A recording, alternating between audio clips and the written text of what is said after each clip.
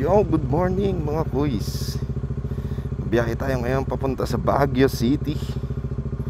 Ayan, nakapag-ayos tayo ng gamit. Tignan nyo naman, dami kong bitbit. Dadala ko pa rin yung tail bag ko. Ay, tulong nitong tail bag na to. Kasi yung tail bag na yun, dami rin nalalagay. Nandyan lahat ng mga ano natin camera, yung drone. Ayan. Kaya para hindi siya nabubugbog dun sa box. Kasi may mga laman din yung box. Kaya malaking tulong sa akin tong tail bag na to Yeah. Wala tayong gas. Pagas muna tayo. Hindi ko kita yung maayos ba yung camera natin? Maayos naman. Yan, biyahin na tayo. Pagas muna tayo sa Petron. So, pagas natin sa Petron. Yan, tsaka tayo Puja Santa Rita exit.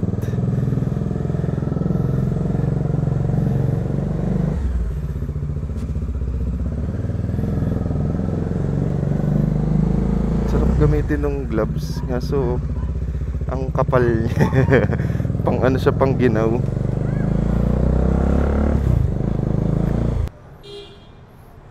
Pagpagas tayo 7.63 liters.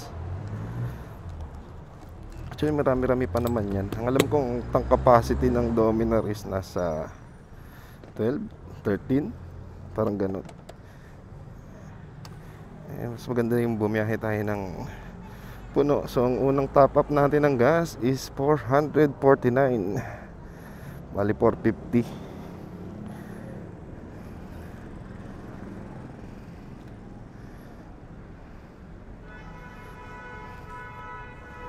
So magkano kaya magiging gas natin? Kasi last time na bumiyahe ko, balikan parang sobra yung isang full tank ko Salamat sir.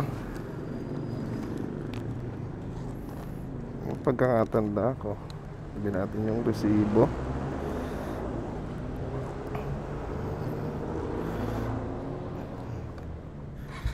Bali ginagawa ko pala pag pumupunta ng Baguio is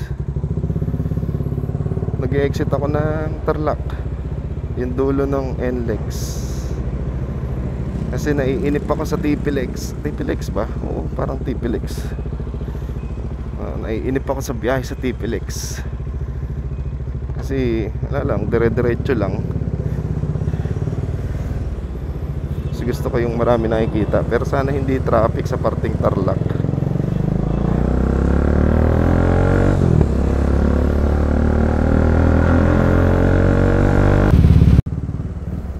Ginagawa na rin pala kalsada dito. Tataas na rin. Ako po, binabaha kasi itong lugar na to Kaya pag tinaas nila to, yung likod ng Walter mas malalim dun Mas malalim ang tubig dun.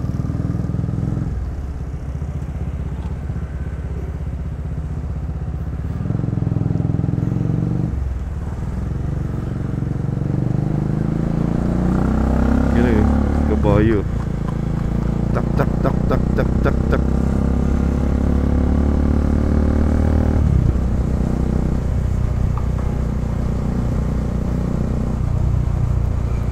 Ito yung kalsada na tagal na nito, hindi pa rin nagagawa. Grabe. Kaya yung mga babiyahe dapat ingat lagi. Kasi lalo na sa gabi, madilim dito sa gabi. Ewan ko, hindi yata dumadaan dito yung mga gumagawa ng kalsada. Kaya hindi nila alam na pangit kalsada rito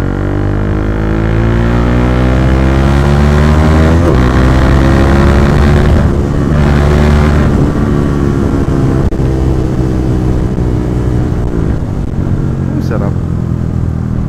Patuloy na yan guys dito. Labas na dyan mo to. Meron ditong palikong pakanan.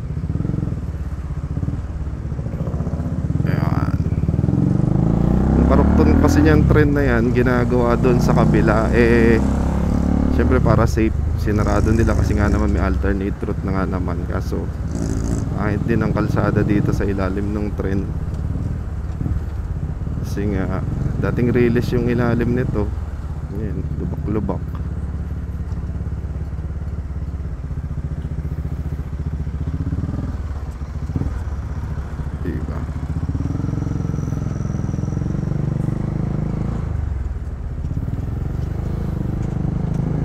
pagka ganitong maaga, medyo moderate naman ang traffic. So pagdating sa yung mga rush hour, talagang buhol-buhol dito. Napaka-traffic sobra. Eh maaga pa eh, mag-aalas 8 lang, parang quarter to 8 pa lang naman.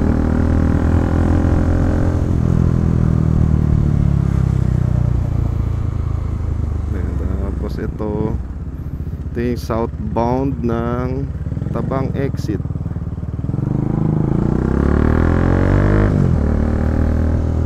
Hindi tayo dyan kasi papunta tayong north. Yan, dito dumadaan lahat, tapos iikot dito. Ayun, turn dyan, tapos aakyat ulit doon sa kabila. Yan, ikot ng northbound. Actually doon lang din ang daan mo, doon lang din pala lusot mo. Ginagawa lang talaga yung karoktong nung ano. Pag dire-diretso nyo to guys, papunta kayo ng Malolos. Yan, Malolos, Kalumpit, Pampanga na yan. Ang kadiretso na yan, MacArthur Highway. Eh since hindi tayo pwede dyan, masyado malayo ang daan dyan, pwede naman tayo pumasok ng expressway. Ikot tayo pumunta ng Santa Rita exit. So ito na nga guys, pasok tayo dito. Grabe, napaka-traffic. Hindi na natin. Ito yung may pa northbound kasi. Yan, dito yung Santa Rita yan. Tapos bubiyahe tayo siguro mga 1 oras papunta ng hanggang Tarlac. Meron naman tayong ano, auto sweep. So yun, kung mas na-enjoy ko yung ano yung MacArthur Highway. Yan, hindi na naman binasa. Lagi na lang. Hindi ko alam bakit, pero lagi siyang hindi binabasa.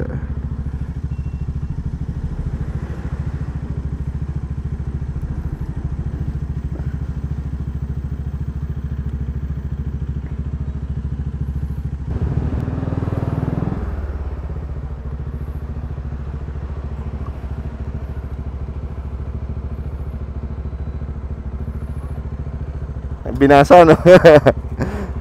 Ayaw dun sa kabila eh.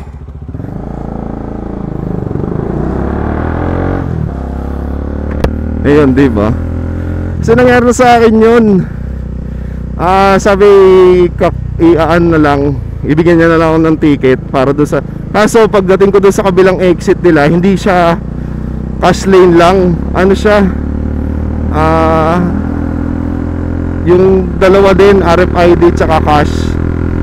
Kaya pagdating ko doon, binase RFID ko. Hindi naman nila ibabalik agad yung laman ng balance mo. Hindi ko alam kung bumalik na yun o hindi pa eh. Ayun, niyaan ko na lang. Wala na tayong magagawa kaysa problemahin pa natin yung mga maliliit at simpleng bahay na gano'n, di ba? Ayan, enjoyin na lang natin. Huwag tayo init ng ulo. Kaya ayun, sabi ko kay ate, subuko doon sa kabila. Since motor naman tayo, hindi naman tayo sakyan na hindi tayo makaka-atras, di ba? Dali naman tayo makaka-atras.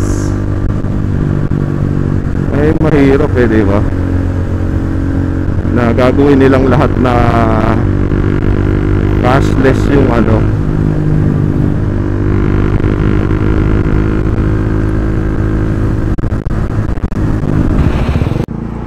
Sabi na eh, nilipad yung ano ko eh, yung kapote to nung ano eh, kapote nung tail bag. Kaya uminto muna tayo. Kasi nagtataka ko ano yung lumilipad-lipad dun sa naipitan ko. Kasi nakita ko nga, sabi ko yung kapote. Buti uminto tayo kasi hindi waterproof yung tail bag ko.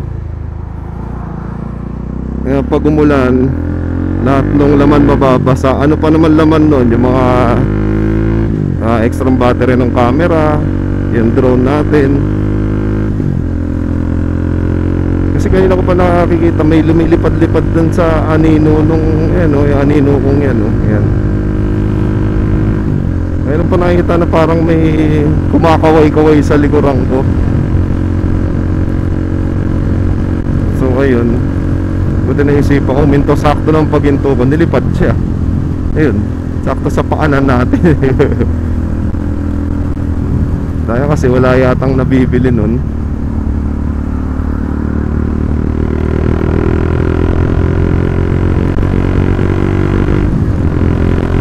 Hindi na mahirap sa NLEX, wala kang mahintuan.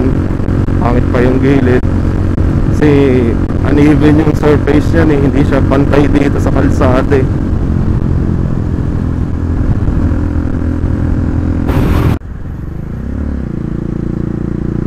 So ayun guys, nandito na tayo sa Angeles.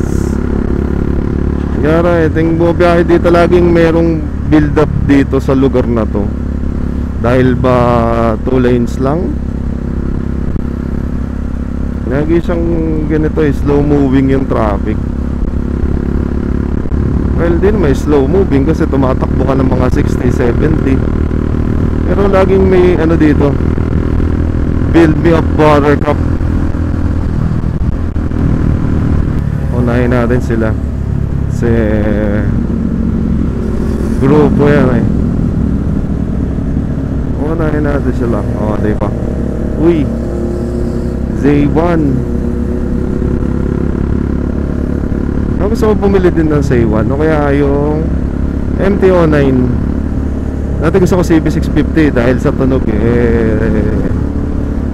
Sabi ng isang tropa natin, sa price range niya mas okay ang ano, MT-09.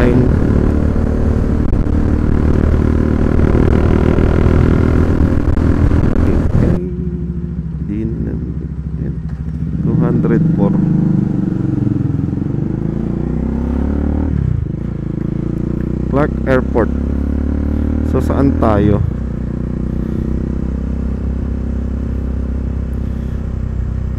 To Tarlac di tayo. Enter EasyTech at Concepcion.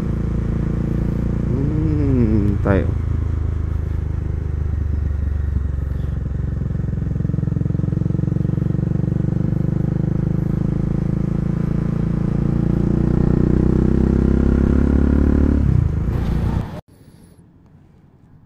So ayun guys, nandito tayo ngayon sa Santa Rosario. Ayan, Magalang, Pampanga. Stop over muna tayo. Minom lang tayo ng konti sa Alphamart. Tsaka para ma-check din natin yung mga motor. Ako lang ba yung after 1 hour bumabiyahe humihinto para silipin yung status ng motor, kung may lumuwag bang mga tornilyo, okay pa ba siya. Ewan ko, parang yung kasi yung ano eh, doon lalabas lahat nung magiging minor na issue niya pagka after 1 hour mo bumabiyahe. Saka ayan, layo pa ng biyahe natin, 2 hours and 43 minutes. Plano ko mag ano na, kahit nakakainip, mag tiplex na kasi di na biro yung init.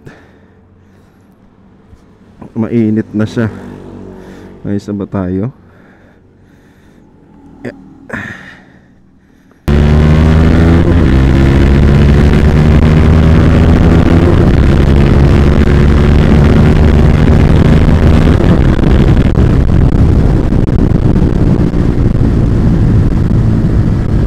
Dito lang kalsada rito. Naalala ko na dito rin ako dumaan nung last December. Kasi tumambay pa ako rito. Parang nag-wee break pa ako dyan.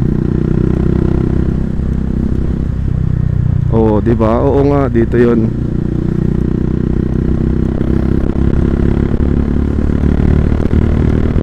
Ano yung gagawin ni Kuya dun?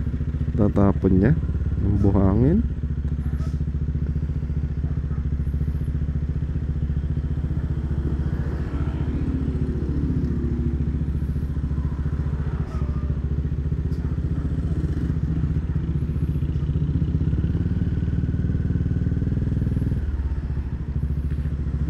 Na po namang bababa niya dun yan.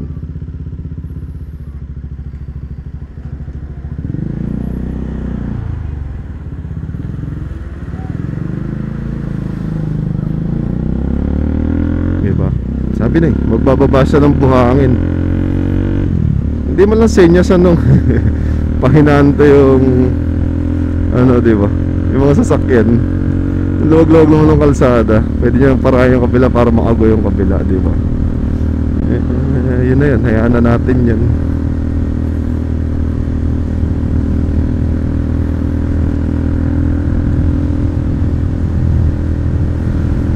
Sarap dito, grabe, ganda ng kalsado. Yan, di ba? Abig sa inyo, mas nakaka-enjoy bumiyahe ng MacArthur Highway. Kasi walang mga ganong kaganapan sa TPLEX. Wala nagbababa nagbababa ng buhangin sa NLEX, di ba?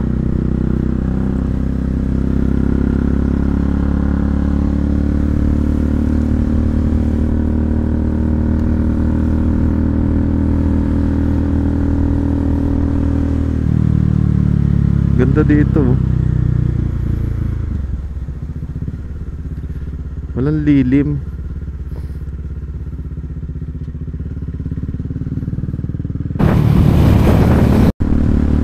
So ayan guys, nandito na tayo sa Tarlac. Ayan, papasok tayo dyan. Tapos tatawid na tayo ng TPLEX. Alam ko dyan ako nagpakabit ng auto sweep sa Tarlac. May load pa naman yata yung auto sweep natin. Hindi ko kasi nagagamit yung yung auto sweep. Bihira naman ako magawin ng south. So ito lang yung sa TPLEX lang naman magagamit yung auto sweep pag dito sa norte. Pagka sa south, dun mas gamit naman ang auto sweep.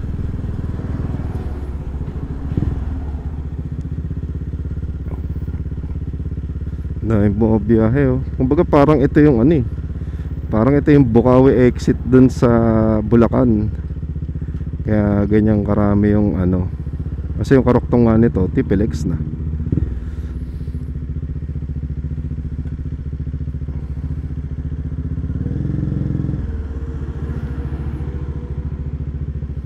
Nabe, ang init na. Makabutin tayo ng alas 12 May kung pupunta lang naman ng Baguio, mga 4 hours siguro kaya. Wala pang 4 hours kung tuloy-tuloy yung biyahe. Ako kasi humihinto ako. Pero dati nakuha namin to parang wala pang 4 hours kasi tuloy-tuloy yun. Kasi kagaya nun, huminto, stop over, inom ng tubig, tapos huminto tayo, malipad tayo drone. Kaya marami tayo stop over.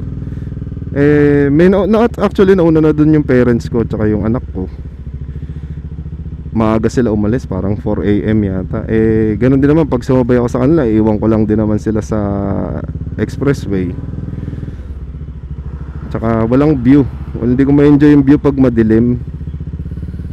Sayang yung biyahe. Hindi mabubusog ang aking mga mata.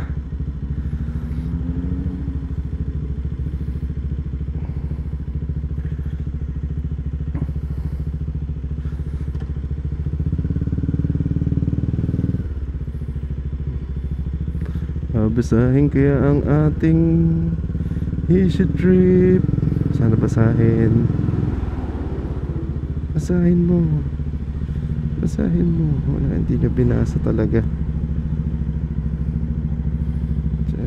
Ba't na naman natin yung card?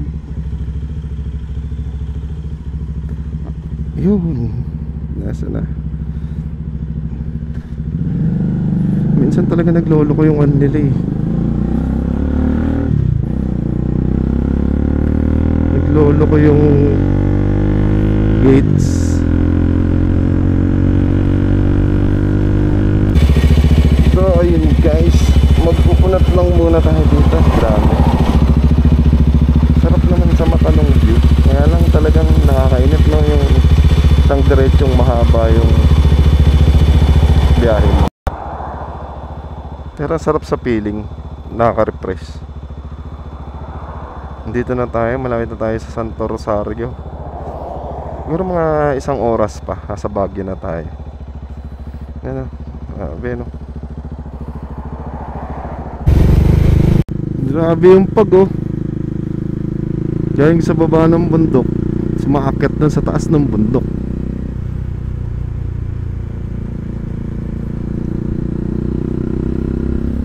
Pero hindi pa siya ganun ka grabe kasi yung kalsada malinaw pa, maliwanag pa yung kalsada. Kasi last time na nagpunta kami talagang nakaano na ako fog light. Kasi talagang wala kami makita. Hapon yun ha, sige mo hapon, tas wala kang makita sa kalsada. Mga around 3-4 ng hapon.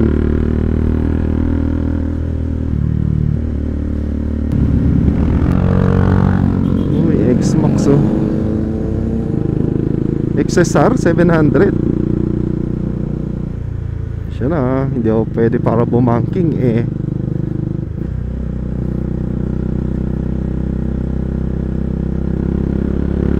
Hanap ng X-Max tas pambabangking mo.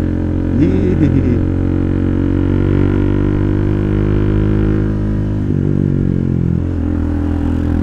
Ano yung busina?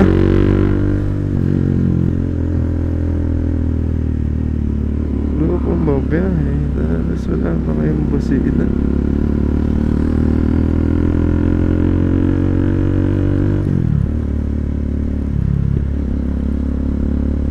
Masarap sila eh, bumangking. Ako na-enjoy ko yung view. Hindi ako para sumabay sa kanila. Takbuhan nila yun eh. Ako, tamang chill ride lang.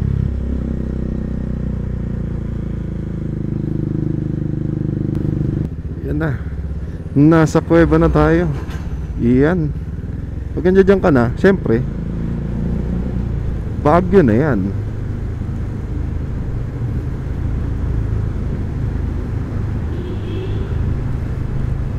Ano pala tandaan na nasa Baguio ka na pag nadaanan pa tong kalsadang tong tunnel na to, nasa gilid ng bundok.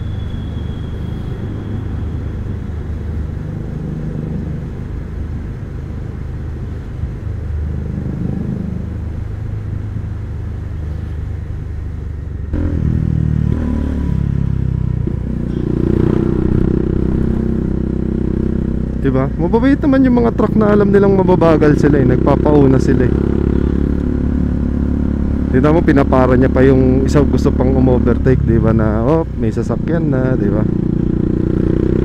Grabe naman usok niyan, insan. Puno ba sakay mo?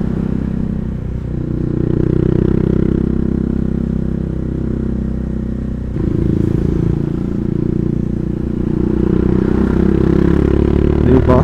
Nangangamote na tayo sa Baguio. Nabuti kasi tayo ng siyam-siyam dun eh pagka grabe gasolina dito. Ang XCS dito ay 71.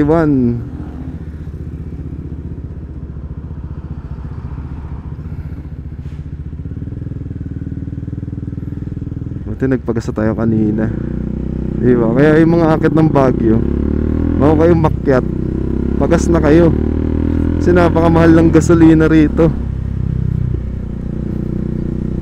Bagay mataas kasi mataas kasi yung lugar eh, kaya mataas din yung presyo na. Ito yata yung labas ng ano, yung stoplight eh, kaya medyo matraffic talaga.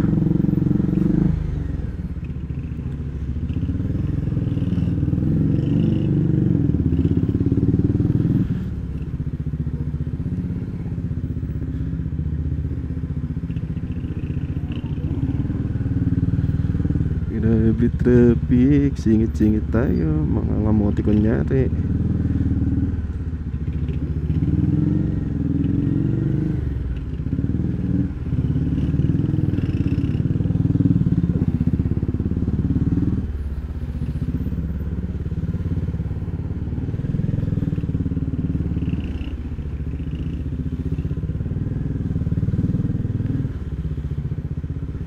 Ngawit na si kuya, mukhang kota na.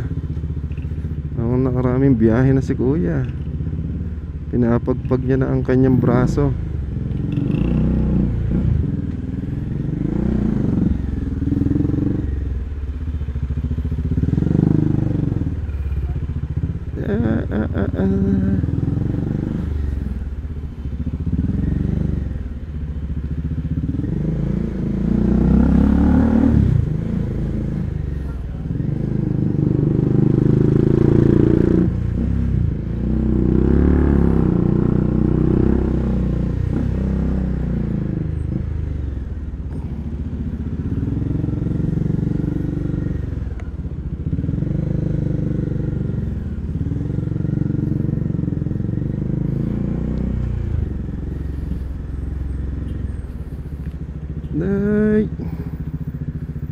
Uy.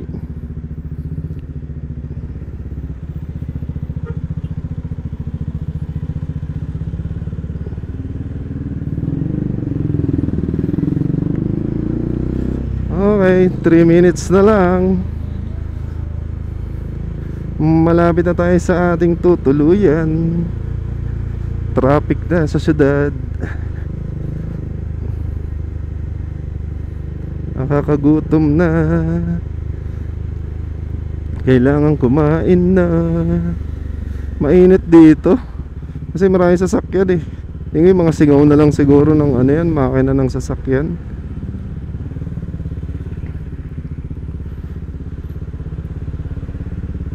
Mainit dito. Ano nga tayo sa may Petron.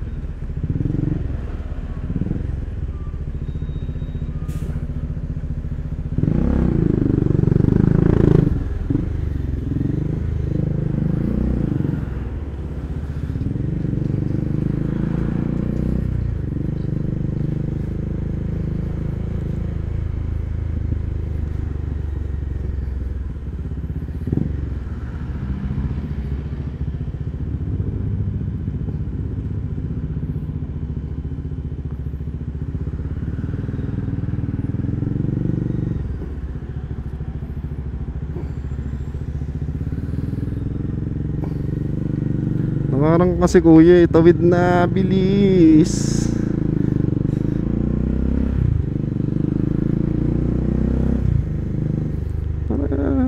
Parang dun din kami nagpunta nung nakaraan. Parang sa bahay to no. Parang sa ano pa rin to, Pension Inn.